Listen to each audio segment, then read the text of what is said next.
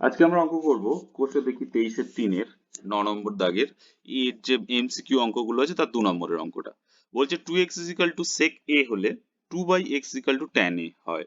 এই দুটো যদি হয় তাহলে 2 × x square minus 1/x square এর মান এই চারটে ভ্যালুর মধ্যে কোনটা? হাফ, না 1/4, না 1/8, না 1/16। তো প্রথমে যেটা দেয়া আছে আমরা সেটা দিয়ে স্টার্ট করি। লক্ষ্য করার বিষয় এখানে x এর ভ্যালু আছে সব, কিন্তু এখানে x এর স্কয়ার বলছে, তো আমরা একটু বর্গ করে দেবো। তাহলে কি আছে? 2x sec a। তাহলে আমি এরকম লিখলাম, দুই দিকে বর্গ করে পাই, কি পাচ্ছি? 2x এর হোল স্কয়ার করে দিলাম আর এখানে sec স্কয়ারে, তার মানে 4x square equals two sec square. এটা এদিকে পেলাম। একটু গাড়ি চেঞ্জ করে এটা করে নিই, 2x tan a। এখানেও দুই দিকে বর্গ করলাম, দুই দিকে বর্গ করে পাই, কি পাচ্ছি?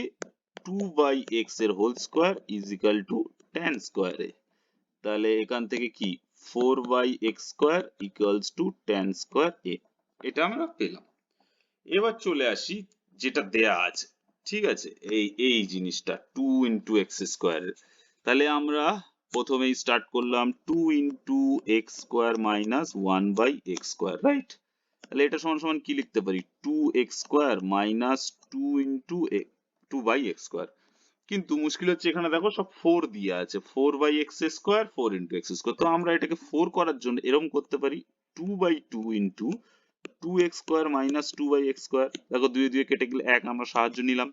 এইবারে এর মধ্যে উপরের দুইটাকে ভিতরে ঢুকিয়ে দিলাম, দিয়ে এখানে হাফ রাখলাম। তাহলে এটাকে কি হলো? 4x square minus 4/x square, এইটা এলো।